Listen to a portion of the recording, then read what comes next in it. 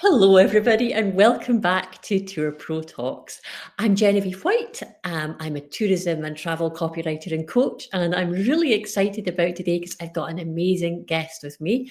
I've got Gerri Campbell, who's a brand photographer, but she's not just any old brand photographer. She is an amazing brand photographer, and I'm maybe a little bit biased because Gerri took my brand photos, which I'm so delighted with, and I get so many lovely comments on. So welcome, Gerri, and I'm really looking forward to talking to you today.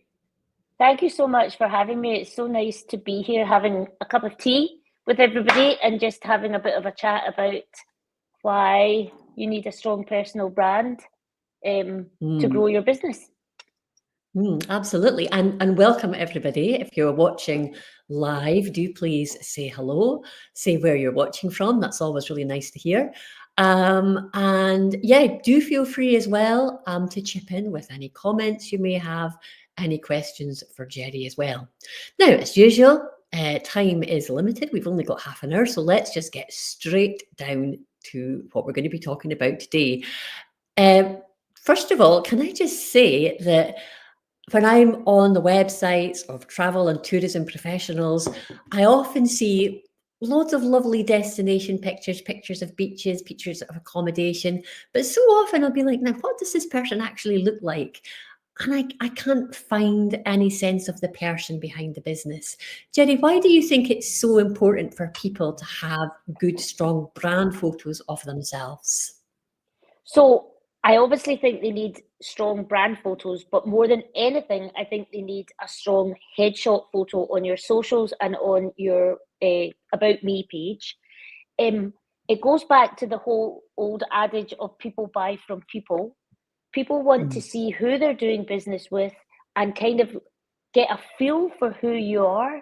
If you've got a website or your socials are just photo of destinations, you end up, I'm going to show my age here, but you end up looking like, remember the old brochures that you used to get from travel agents kind of idea, that just showed you the destination, the hotel, the kind of thing. Well, you just end up, so you just end up looking like that. So then it becomes a kind of, well, I'll go with them, or I'll go, do you know what I mean? It doesn't make it personal in any way.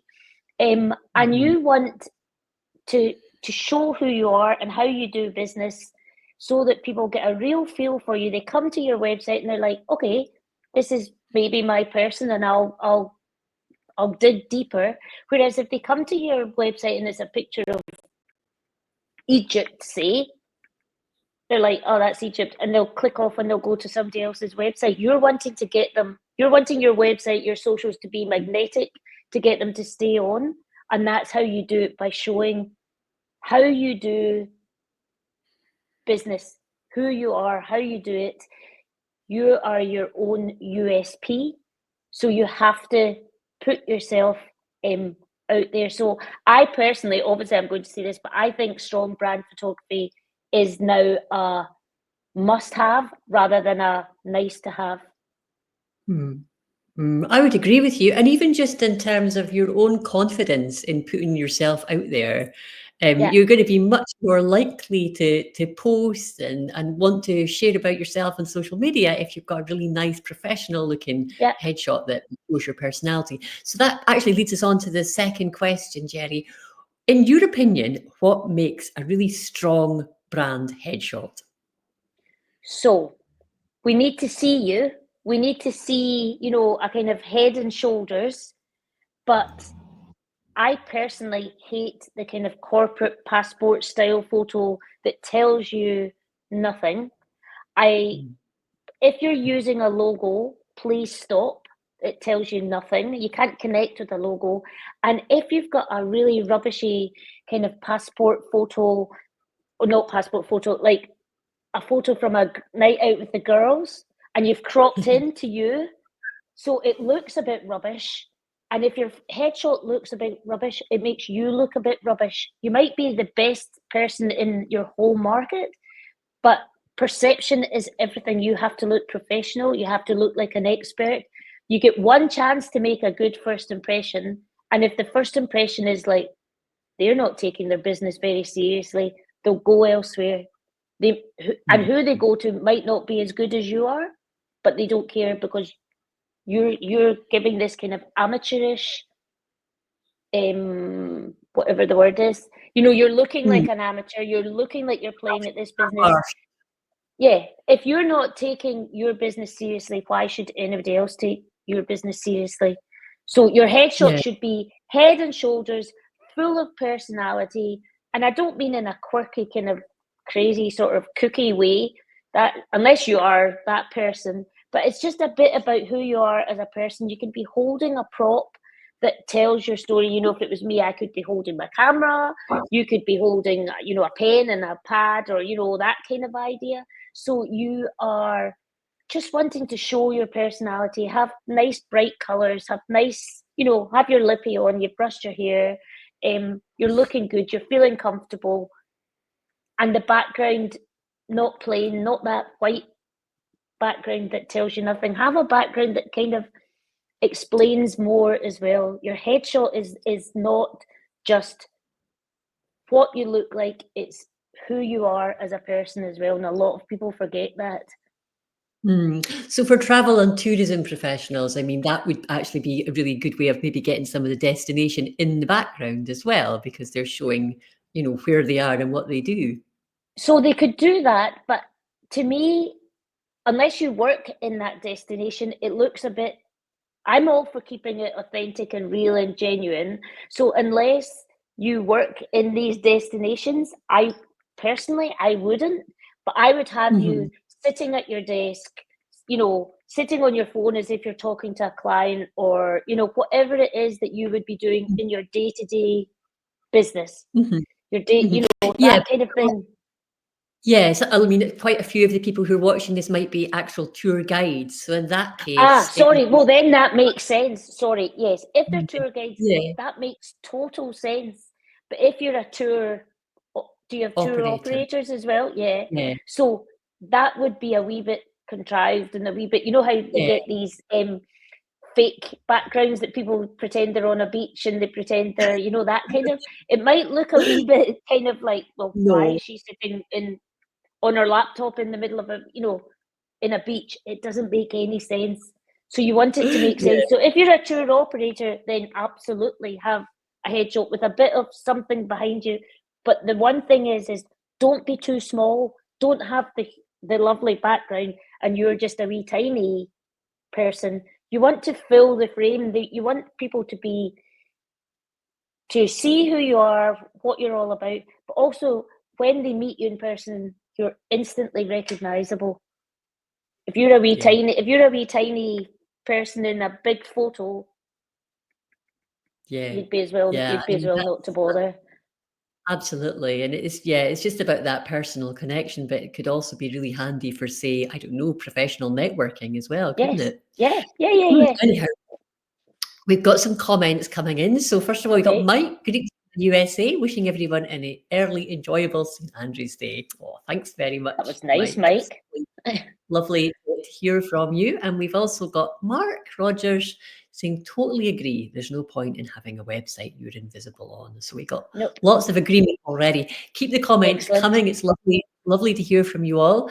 Also, let us know if there's any particular questions or issues you have. Queries you have, because Gerri's going to be dishing out some practical advice today as well, but it'd be good to know if there's anything you really want to know about. Just a quick word about headshots, because obviously, a professionally taken headshot is a really good thing to have. But there might be some people who'd really shy away at the thought from making that investment in brand photography. What would you say to these people who kind of didn't have it as a priority? Why is it something that's so important to invest in? So firstly, I would say you need to make it a priority, because as I've said, you need to let people see who you are, and nobody's looking at you in the judgy way that we all judge ourselves. Do you know what I mean? Nobody's looking at you from that point of view. They just want to get a feel for you, and that's why I'm saying the passport photos tell you nothing. But if you are just starting out, say, and you financially you can't invest in a professional, you can still have a professional looking headshot. And that's why I'm saying, don't use your logo, don't use a crappy cropped in photo. You can still have a professional looking headshot that, you know, a selfie that you've done yourself, or you can get somebody to do it for you and use that. And it's all about light and angles and just taking your time rather than, I hate the expression that'll do. It's, you know, it just, no, it won't. If you're saying, oh, that's fine, that'll do, it's a bit like dismissive. It's a bit dismissive of your business. It's a bit dismissive of putting yourself out there. It's a bit dismissive actually about your audience as well, because you're kind of saying that'll be enough for them. And it's not, as I said, they're not judging, like they don't like your hairdo, they don't like your glasses, they don't like, but they might come across you and think, I'm not sure that person's for me. And that's great, because you don't want to work with everybody. You want to work with your ideal client. And by putting yourself out there, you draw your people to you. That's so true. And I think that's a really good point, what you say about we don't judge other people's photos like we judge our own. Like if I take a selfie, the first thing I do is like I enlarge it on my phone and I look at all my wrinkles. I don't do that with anyone else. You'll be glad to know. Of course you don't. You think, oh, they look nice, or they, you know, they look like my kind of person, or I like her lipstick, or, I mean, the number of times I've had comments from people about, because I've got so many different pairs of glasses, and people will comment, where did you get your glasses? How many pairs of glasses have you? You know, it's just conversation. That's all you're wanting. They're not thinking, well, I don't like her glasses, so I'm not going to work with her. That's not what it's about, kind of thing. It's just putting yourself out there and being the face of your business and being comfortable about being the face of your business. And here's Mark. Sounds like he very much agrees. I think it sits at the core of your marketing activity and therefore an essential spend. I mean, to be honest, it was the first thing I spent money on when I was starting out in my business, and I'm just so glad I did, because it just gave me that confidence that I don't, you know, I was pretty new to social media, to be honest, and I don't think I would ever have wanted to post anything if I'd just been relying on my own, you know, my own selfies or existing photos that weren't very good. So yeah, it just gave me so much confidence. Oh, now this is perfect, and this is actually Emily's question. Is the question I was just about to ask you as well. So hello, Emily. Great for you to be with us today. So she's currently building social media for her brand. How do you recommend taking pictures of yourself for your travel brand when you're uncomfortable in front of the camera? And do you think selfies look more authentic and approachable for some brands than post pictures? There's kind of two questions in there. So let's maybe start with that whole, with some selfie tips, especially if you feel a little bit uncomfortable about taking selfies. So the thing about taking selfies is you're in control. When I go and take photos, in fact, I was talking to the girl this morning, I had a headshot shoot this morning, and I was talking to her, and she said, the thing is, when you're taking a selfie, you can see what you're getting and you can just delete it. When you're behind, you know, in front of a camera, you're not getting the same kind of instant, I don't know. And I do show the back of my camera all the time so that people can see what I'm getting. So the first thing is you're actually in control of what you're taking. You don't like it, you delete it. It's just you and your phone, really, when you think about it. The easiest thing to do is to practice. And I say there are two things that you need to take a good selfie. I was going to say of yourself, but then a selfie is of yourself. So you need light and you need angles. Okay, it's all light and all angles. Light, so I'm facing my window just now and I'm looking, I mean, I'm not looking young, but I'm looking younger. Yeah, but do you know what I mean? I'm looking, so this is going to be a wee bit tricky. Let me just, if I turn my back to ignore the mess, I don't want you looking at the mess. So do you see when I've got my back to the light, I'm lifeless, I'm dull, I'm kind of, yes. So I've still got my, oh my God, look at that mess. So I've You could still never got, be dull or lifeless, Gerri, that's for sure. You know, but there is a difference. Compared to this, yes. There is a difference, yeah. So I've also got my laptop camera above eye level. So I've got my back to the light, but I've got my camera above eye level. Now look what happens when I take it below eye level. everything hangs, I look older, I look heavier. It just is not flattering. Whereas if I turn to the light and then I put it slightly above eye level, it's completely different. So all you need for all your photos, all your selfies, light and angles, and you don't need to buy expensive lights. I'm literally, this is all, I only work with natural light. So this is all window light, which is the most flattering and it's the cheapest. So you're always wanting to be facing the light, sitting in your office, sitting in your workspace. If you're out and about, you don't want, if you get direct sunlight into your space, you don't want that because your eyes will be all squinty and it's all horrible and it's harsh lighting. It's not flattering. You always want to be in the shade, but still facing where the light source is. So you don't need to buy expensive ring lights. You don't need to buy expensive lighting. You just need daylight, which I know is a bit of a struggle at this time of year, unless you're in some sort of lovely country that's beautiful sunlight. So it's light and angles. And the other thing I would get you to invest in is a selfie stick for your phone, and one that goes up and down that way, but it also goes up and down that way. Yeah. Get one that's got a Bluetooth doodah. I don't know what everybody calls that, but I call it a doodah. You can keep that in your hand, sync your phone up with this. You keep that in your hand and you just click, click, click away. And then you can come and have a look to see what you've got. Do you like any of them? Why don't you like any of them?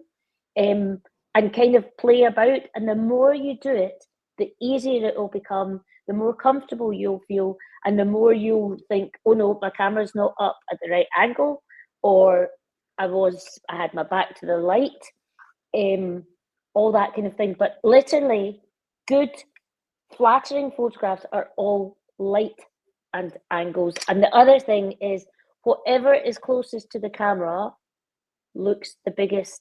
So you're always wanting to be leaning into the camera, not away. Do you see? So now my body is out of proportion to my head. Yeah. I'm all body and my head's looks too small. Whereas when you lean forward, you look so much better. So you're always leaning into the camera. Again, you feel a wee bit silly, but silly's good because it makes for natural, smiley photographs. If you feel silly, you will actually maybe relax more, and you will. It's just you and your phone. Nobody else can see you, so you don't need to have that whole embarrassment kind of self-consciousness. Just give it a go, and I promise you, light and angles and whatever is closest to the camera. That's the three things you need to keep in mind. Yeah. And I mean, I think, as I said, when I was publicizing our live today, Gerri, I mean, I would never have thought about taking a selfie and posting it before I started to follow you and look at your tips, because my selfies were always dreadful, just awful. But I think what I learned from you really was just that playing around, experimenting. Yeah. So don't take a selfie and think, oh, that's awful, and then take the exact same selfie with the same angle and light and think, oh, that's awful too. But why do I look so rubbish in selfies? If it's awful, then just change your position, move. So change your position, change your light, move the the camera, whether it's on a stand or you're holding it, just move it up or down. But I can guarantee it's light and angles that are making the difference. Because we've all seen photos of ourselves and we think, oh dear God, that is horrific. But it's because your camera's below eye level, the lighting's awful, somebody's caught you and you're slouching back and you're all out of proportion and you look heavier, you're all kind of rounded up, your shoulders are kind of, when you slouch, you look heavier than you are. So you're always kind of wanting to be, that kind of strength from your head, but not in a rigid soldier type of a way, marching. It's just it's much more flattering. Yeah, so you want to be relaxed but have that energy about you, I suppose. Yes. Okay, well, let's get on to the second part of Emily's question, because I think this is an interesting one. Do you think selfies look more authentic and approachable for some brands than posed pictures? That's a good one, isn't it? So my thoughts on that are, I am not my brand photography, my style of photography is very much about storytelling.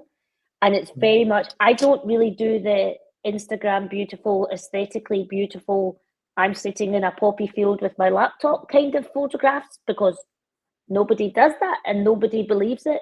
I would much rather showing you sitting at your desk in your workplace, talking to a client, out for a coffee, on the phone, working away, whatever it is you do. So I'm all about being authentic and genuine and keeping it real and storytelling. If people don't believe what's going on in your photos, there's a disconnect there, and the trust goes. You need trust.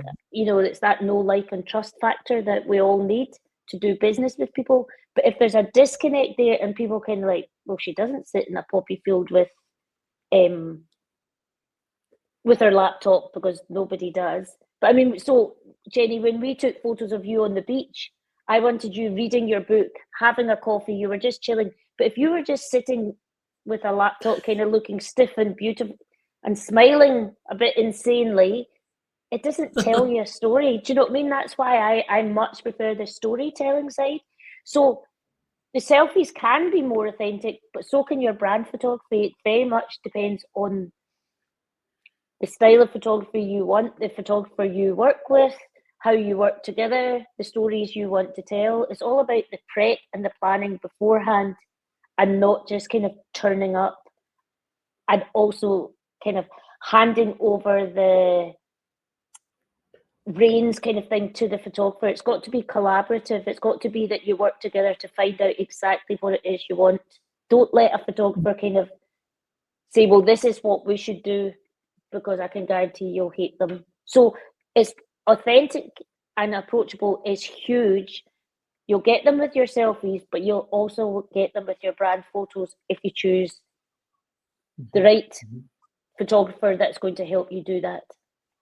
Which is exactly what we're going to be talking about in a little minute. But first of all, I just want to say hi. Thanks for that question, Emily. That was great, and a brilliant answer there from Gerri. We've got Grace. Oh my goodness. From Tanzania. Please share your website. So, Grace, there will be a newsletter coming out next week with a summary of all Gerri and I have been chatting about today. So if you've been finding yourself taking notes while Gerri's been talking, you can relax, because all of Gerri's advice is going to be summarised in the newsletter next week, and I'll be popping Gerri's website there as well. But I'll also put Gerri's website in the comments after we finish this, just in case you can't wait. It's amazing, by the way. Just go and check out our photos. Wonderful. Mark says that was good advice. Yep, I totally agree. Mark. Thanks, Mark. And Junaid says greetings from Pakistan. So, Gerri, if you're fancying a bit of a travel, you might go to some exciting locations. I'm just writing countries down, going yes, tick. I'll go there. Okay, so we don't have much time left. It's amazing how fast it goes. Let's talk. You started to touch on there about what you should be looking for in a brand photographer. Yeah. So let's discuss that in a little bit more detail. If someone's watching now thinking, yeah, okay, I'm going to take the plunge, I'm going to invest in brand photography. How do you choose the brand photographer that's right for you and your business? So you want to get this right, because brand photography is an investment in your business, and it can be a very expensive mistake if you don't do your homework, you don't kind of really talk to lots of people. So the first thing to do is maybe get a short list of photographers that you like their style. You've got to like their style. If a photographer will change their style for you, to me that's a wee bit, you should go with a photographer that has a very consistent style. You know what you're going to get from them. You can see in your website it's all very colourful or not colourful, or very beautiful, or whatever it is, whatever style it is that you like. So do that. Obviously you want to look at their prices and see that you can afford them, but personally I don't think that is the most important thing. The most important thing is, do you like them? Have you had a conversation with them? Have you been on a Zoom call? Has there been lots of communication with them? Could you spend time with them and feel relaxed with them enough to get photos that really feel like you? It's a very, Jenny, it's a very intimate time that you spend together, and you've got to be able to feel relaxed quite quickly when I speak to clients and when I get to know them. And there's so much more before I actually physically meet them, so that when I meet them, it's almost as if we know each other already. I'm not arriving in and kind of thinking, so what do you want to do? What will we do? Kind of thing. You want to get a photographer that's going to find out all about you and your business, ask lots of questions, help you with props, help you with outfits, help you with locations that are all going to make sense to your business. You want it to be very collaborative, and you want a lot of hand holding, because it is intimidating having a camera pointed at you. I hate it, hate it, hate it, hate it. It's a necessary evil. You are helping your audience make the decision. That's the way to look at it. Don't look at it like, well, I don't want to put myself out there, and it's all, what will, the person I worked with 3 years ago think about me? One, who cares? And two, all you're doing is helping your audience make a decision. That's all it is. So you want to get it right. You want to get the right photographer for you. I am not the right photographer for everybody, and I am very comfortable with that. When we work well together is when you get the kind of really fantastic photos. If there's a bit of a disconnect, if there's a bit like, oh, I'm not sure I'm their person, I'm not, we won't get the best out of each other. So you have to really do your homework, choose wisely, and don't choose just on price or kind of like these, obviously there's Black Friday offers everywhere,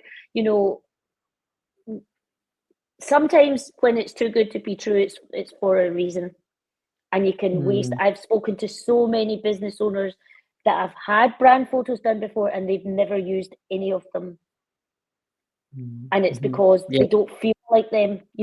It's they're like, well, I just can't use them. I can't use them, and so a really expensive mistake. Yeah, I think all of that is absolutely right. And I mean, I think because getting your photo taken, so many people find it a little bit nerve-wracking, that that personality thing, whether you click with the person, whether you feel relaxed with them, is really important. But also just even in terms of the groundwork they do before the shoot. So before you did the brand shoot with me, Gerri, I mean, I remember I was taking pictures of my clothes and sending them to you. You'd seen photos of the inside of my house. There was a questionnaire with quite, personal questions like, is there any parts of your body you don't feel comfortable with? And, that was obviously my chance to share quite personal stuff about this about me that I didn't like. It's quite, you're opening yourself up quite a bit, but it's really important that your photographer knows all of that. Hugely important to know that they're listening to you, but also that you're trusting that what you're hoping they're going to achieve is what is achieved. Yeah, absolutely. The thought of a gallery. Sorry. No, carry on. No, I was going to say the thought of somebody opening their gallery and being disappointed is my biggest fear.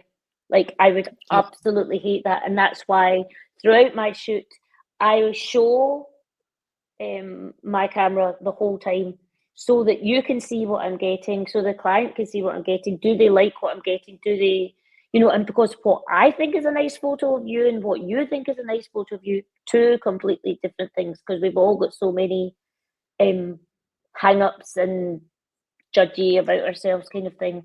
So to me, the thought of opening a gallery and somebody didn't like them, no, it's never happened, and it's never happened because I do so much work in the background kind of idea as well.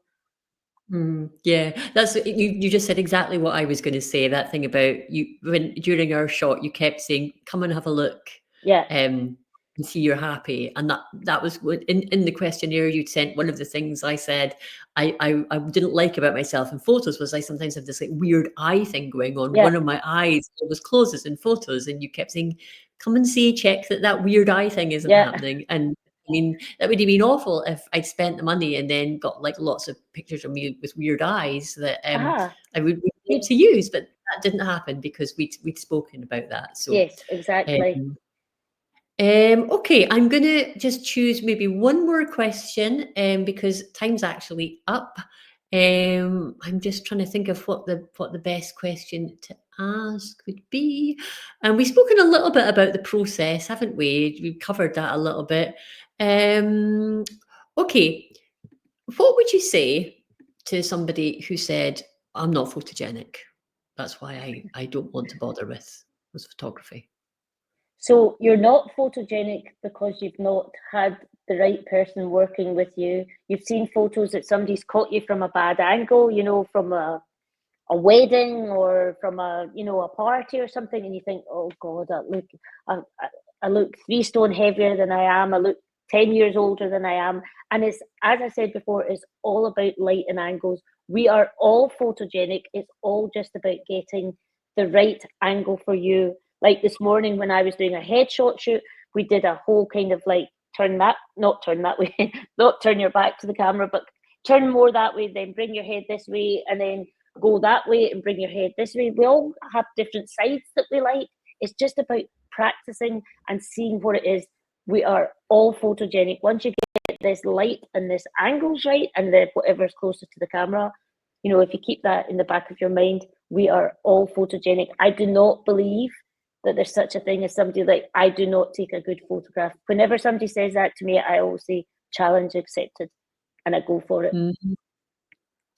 And then you get the kind of happy face when you show them the back of your camera, and you get the okay.